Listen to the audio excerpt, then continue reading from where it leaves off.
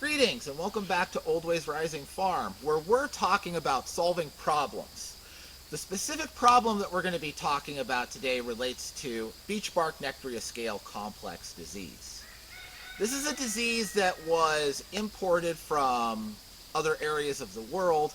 It is a two-part disease. You have a scale insect which feeds on the sap of the beech tree, and then a pathogen which infects the stem of the beech tree, causing lesions in the bark.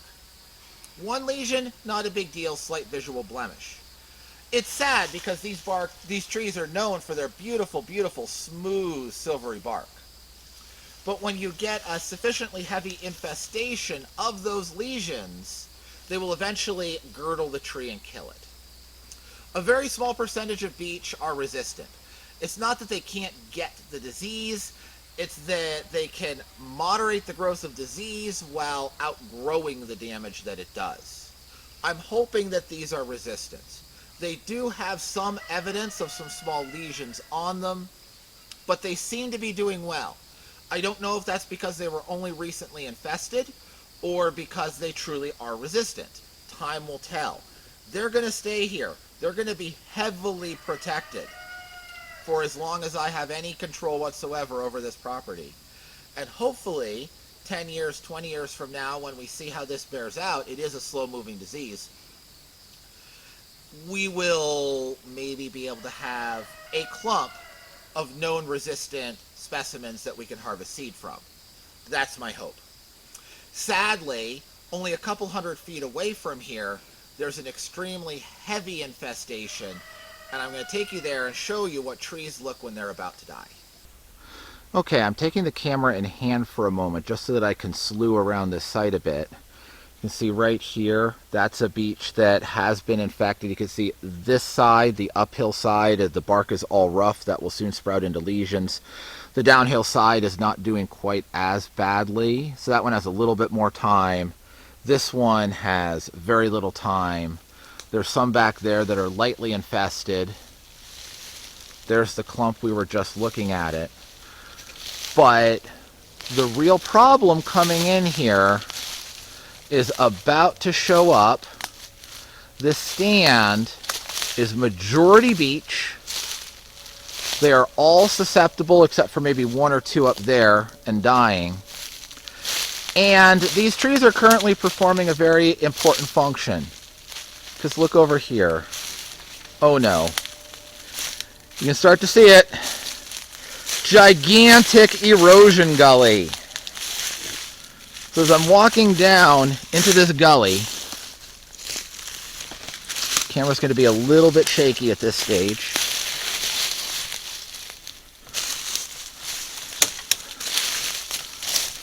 Look at what we got. We have this. Very, very big erosion gully. This is probably a result of bad agriculture and forestry in the first quarter of the last century. That's when most of these around these mountains were formed. When you had simultaneous poor agriculture and clear cutting. Now, this gully is currently stable. You can see all of the leaves in the bottom have not been moved anytime recently, and if you dig under them, there's rock right underneath there. So it's eroded down to the point that it allowed a bunch of shale to mesh together and make sort of a natural pavement, and these trees have stabilized this bank. But what species are the trees? Beech. What do we have on the beech? Lesions. So this is the problem that we face on this site. What is stabilizing, the trees that are stabilizing this erosion site are currently in the process of dying out. So we got to do something about that. Let's talk about how there's hope for this stand of timber. So the future of this forest is in the next generation. That's just the sad truth of it. Once you get this disease in here and you have a heavy infestation, there really isn't much you can do about it. You're going to have to cut the diseased trees or allow them to fall on their own. For the other trees around, it's better if you cut them so that we're not helping to spread the disease. The problem is the catch-22 of that darn erosion gully. If I do a cut in this area that would remove all of the diseased material, I'm going to restart that erosion 10 out of 10 times, guarantee it. I can't do that. So what has to happen is we need to have enough baby trees on site in the ground, ready to take over as soon as those taller trees start to die either on their own or with some assistance. Okay? And they're already starting to die. There's about a dozen logs, blowdowns in here. They're starting to die in large number. By the end of the 2020s, all of these trees will be on the ground one way or another. This little baby is a shellbark hickory that I planted last year, and he's doing really, really well. Okay? So there are no hickories on my property until last year. This is a problem and an opportunity, because now you have a chance to go in and plan the future of this stand a little bit. So I'm going to be focusing my planting on useful trees, on nut trees, on nitrogen fixers, on introducing trees that have some interesting timber characteristics, things like that. It's an opportunity to come and have some influence on the next generation. If these trees were happy nut-producing trees, I wouldn't touch them. I wouldn't come anywhere near them. But since there is no choice in the matter, I need to come and get a huge number of seedlings on the ground faster than these mature trees get on the ground. That takes a lot more seedlings than just what you expect to occupy the permanent forest. I need enough seedlings to hold this soil and prevent more erosion. I also need enough seedlings to compensate for the ones that the deer will eat, the ones that will get crushed by a falling tree, the ones that were planted on a rock and I didn't know it, right? Not every seedling is going to thrive. So you need to overplant for that reason. And I have to double overplant so that I have enough going that they can hold this soil. Now, these trees all are going to say, if you look up their growth characteristics, they're all going to say they want full sun. And they do in adulthood. But trees that are good at thriving in full forest conditions, most often, there's exceptions of course, aspens and things like that, but most often their seedlings are perfectly happy living in the understory in full shade for a few years. Okay? So this tree won't grow more than probably a centimeter a year, give or take. He's just going to sit here, but he's growing his root. He's getting established. He's finding the water table. And then when the trees around me fall, he'll be ready to shoot for the sky. Okay? So we want him to have many, many, many friends. That takes a lot of work and a lot of seedlings. Let's go talk about how we do that. In this planting, we're going to be working with 5 species, and I want to talk a little bit about the trees and how I'm growing them before we get into the planting itself. So the first 3, my deciduous trees, I have some Chinese chestnut, I have some Siberian elm, and I have some honey locust. Okay? The Chinese chestnut is an extraordinarily drought-tolerant tree, and this is a dry slope, so that'll do very nicely here. It's tap-rooted. Okay? The Siberian elm is a classic windbreak tree from the Midwest. This is one of the trees which ended the Dust Bowl. Now, it's a tree that you need to plant with caution. If you're in the Midwest, don't plant it. Yes, it ended the Dust Bowl, but it also went invasive in those states.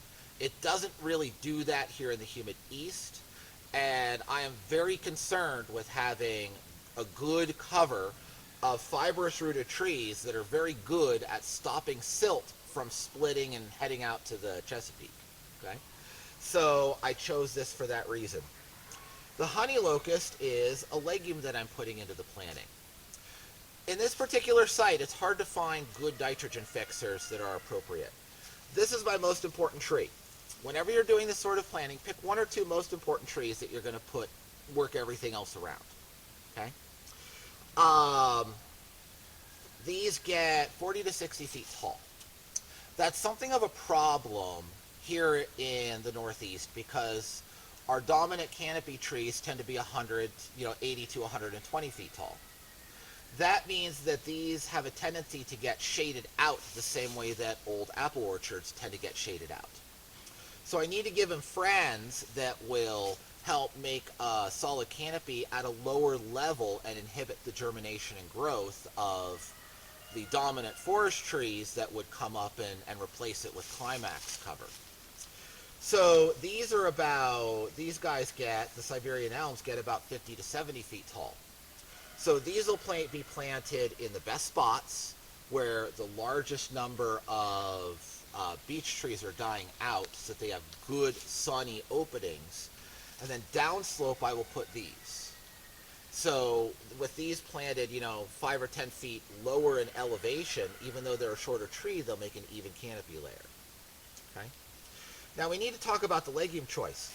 There aren't that many legumes that meet the requirements I need for this planting. There's a lot of good drought-tolerant legumes, but they tend to be smaller bushes. They won't make it. There's really great full-size leguminous trees like the black locust, but they'll get 100 feet tall and they'll kill these guys. There's the alders, okay, European alder and speckled alder and those sorts of trees that are nitrogen fixers, and they want more water than I have on this site. So this is sort of a choice by process of elimination. The honey locust is another. It's about the same size class as these. And it's got an interesting story in the study of nitrogen fixation. This was first identified in legumes, and the association of the legume makes root nodules that are inhabited by rhizobium bacteria that fix nitrogen from the atmosphere.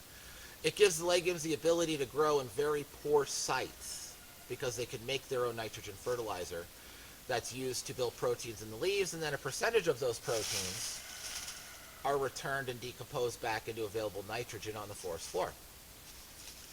So for a while we thought, okay, all legumes are nitrogen fixers. Then it was discovered that some of these leguminous trees, the honey locust, the yellowwood, the Kentucky coffee tree, redbud, and a few others, don't form nodules on their roots.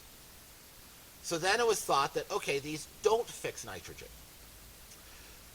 But at the same time, they have the same growth characteristics as the ones that do.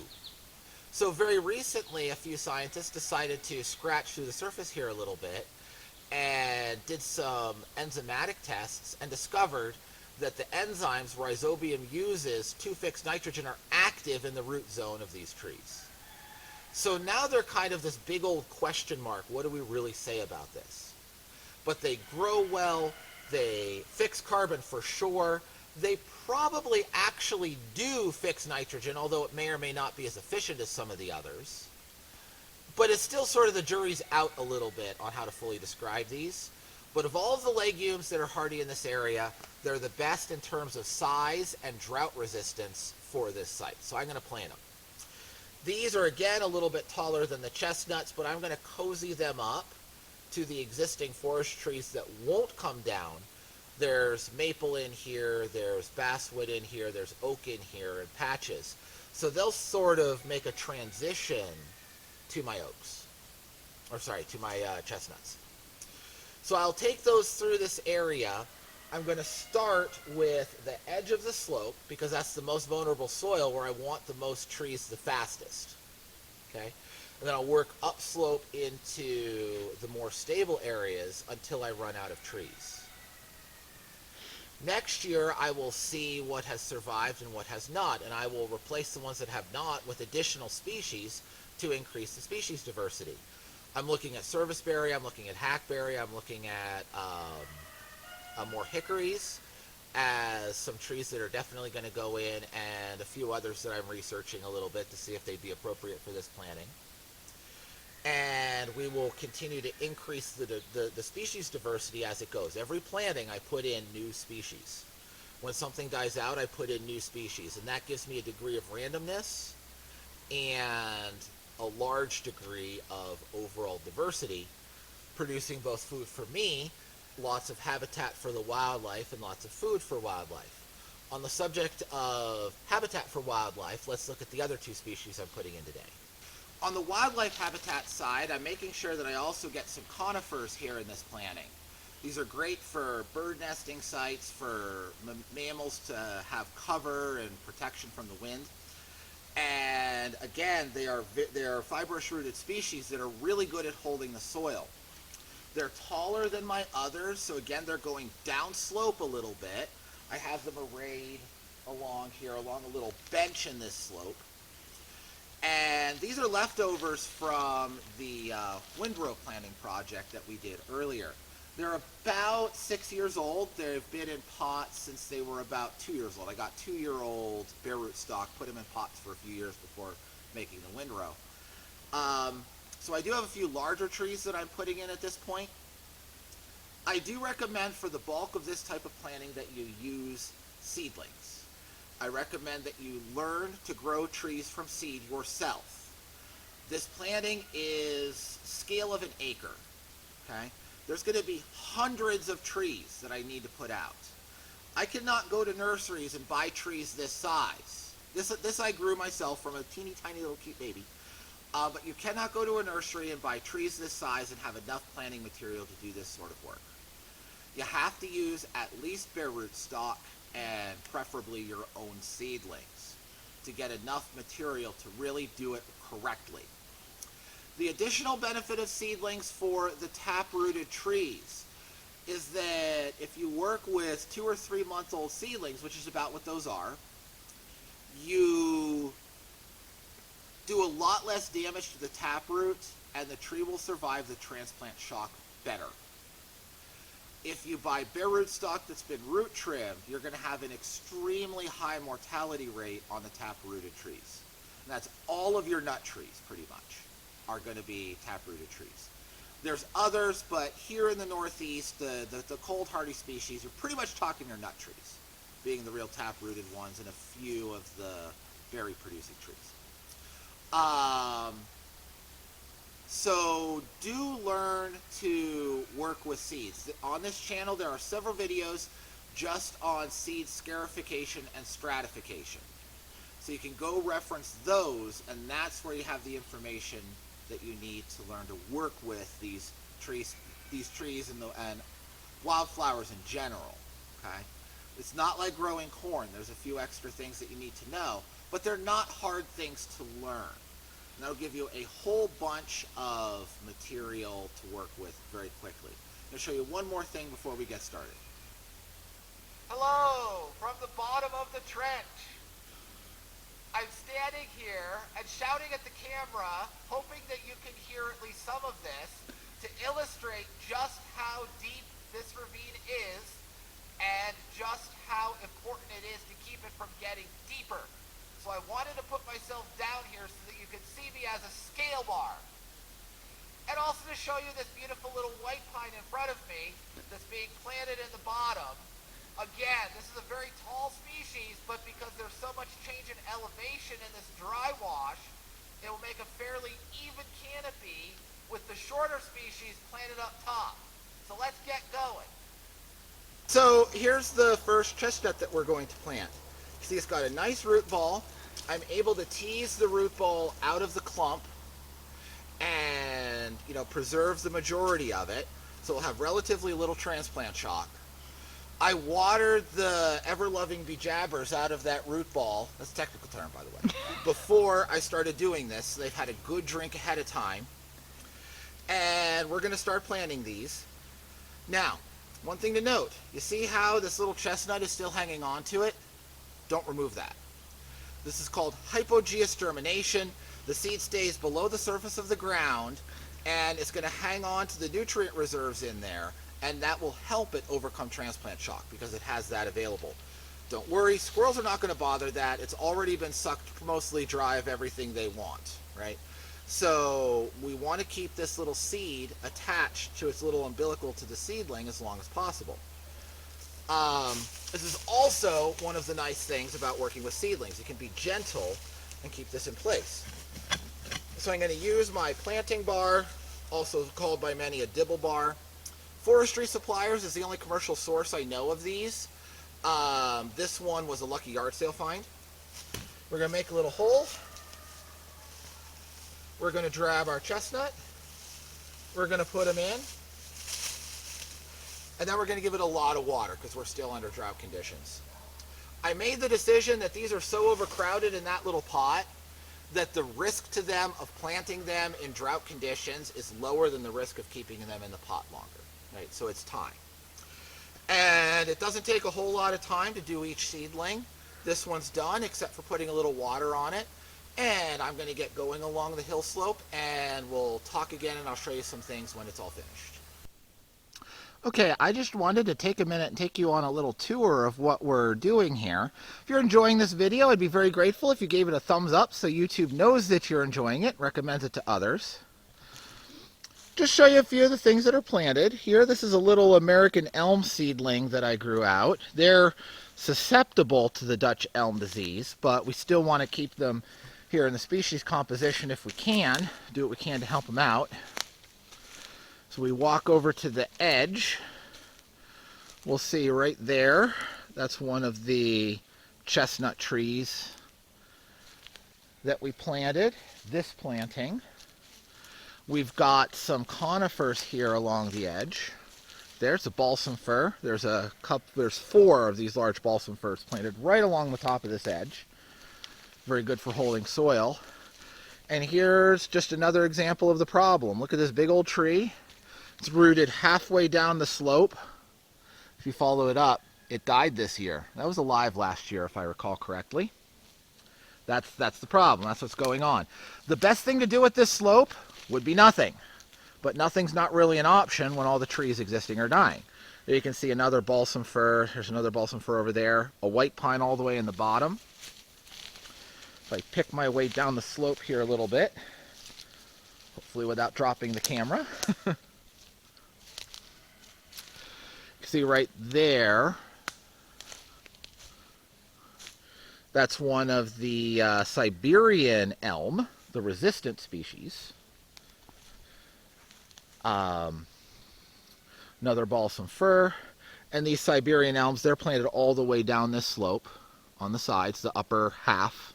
Okay. If we wander back up,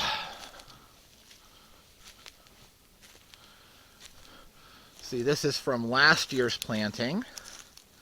That's one of these, one of the shellbark hickories I put in last year.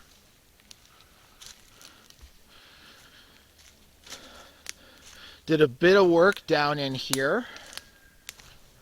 There you can see some of it. That's a honey locust. They're a bit of a taller tree, so I'm planting them a little bit further away from where the shorter guys are, the chestnuts. Along this section, I planted a half dozen or so heart nuts. They'll need daylighted a little bit sooner. And there's a few of these larger beech in here that I know are going to die that I want to take out early, upslope a little further from the ridge so that I can get a little bit of the timber value out of them while they're still alive. But I'm going to do that very, very carefully. There's another honey locust right there. And then down as this kind of crests the ridge and goes down over, I started putting some polonias down in there. And those I will need to daylight in the spring. They'll hang on just fine here in the fall, but I'll need to daylight them in the spring. And that wood won't be salvageable. The slope is way too steep to support dragging a log, even with horses, which are a lot gentler than skidders. That's what I hope to use upslope. Here's an interesting tree. It's a straight maple, one of our native maples. It's a short-lived, fast-growing, early succession maple, a lot like the West Coast maples. Just an interesting one to point out. And we're filling up the space. Filling up the space. There's those honey locusts again. In the spring, We will come back with another round of planting. Don't eat those. They'll kill you. We'll come back with another round of planting and continue to fill up and work towards stabilizing this bank. So as these trees start to die, as this one obviously has, they have lots of young little babies coming up underneath to prevent the disaster that would otherwise occur. Now, there's one last thing I want to show you here about propagating these trees and what we plan to do in future years. Here we're in one of the corners of the area that I use for propagation, and I want to talk a little bit about going forward in future years, continuing this planting, because this is not a one and done process. There's going to be quite a few years invested in this. First, that's a Korean nut pine. I've got about a half dozen of them here. I've had these in pots. I started with plugs. I've had them in pots for about 5 years or so now, and they're getting big enough to be good for outplanting. I'm not doing it this year because, as I mentioned, there are 4 or 5 trees in there that I think I can get some timber value out of. I want to talk to some of my Amish neighbors and see if I can pay one of them to drag them out with horses so we don't do damage to the slope with a skidder. If I can, great. If not, they'll be critter habitat because I will not endanger that slope. But if I am able to do that, all the species that I planted so far coppice well. So once their tap roots are established a year, if they are snapped off by a log dragging over them, it won't be a big deal. They'll grow back. Not true of these. So once I've determined whether or not it's going to be feasible to get a couple of those large logs out, and after having done so, if that is indeed feasible, then they'll go in. And they'll go in between where the chestnuts are and where the honey locusts are. And then here we have some pots. Both of these germinated last year. We have red spruce, which are extraordinarily shade tolerant. That's 2 years of growth. They are very, very slow to get established, and they take a few years in a pot before they're ready to outplant. They're going to go in the bottom of that big old gully. They can take the shade, and they can persist in that full shade for 50, 60 years without any ill effects. And then when something falls and they get sunlight, they'll shoot up and occupy that space. These are Swiss stone pine, which is another pine nut producing pine just like the Korean nut pines are. And they will go in another one of the dry ridgeline areas and continue the planting after I run out of my supply of Korean nut pines. So this takes patience. This takes time. It takes time to propagate. It takes time to plant out gracefully. It takes time to establish before you remove the problem. You can't just do this in a day and be successful. It takes time. It takes patience. So I am most grateful for you for sticking through and having the patience to watch this whole video. I hope you'll wish my little baby trees some good luck establishing and making it through the winter. And I hope I'll see you next time here at Old Ways Rising Farm.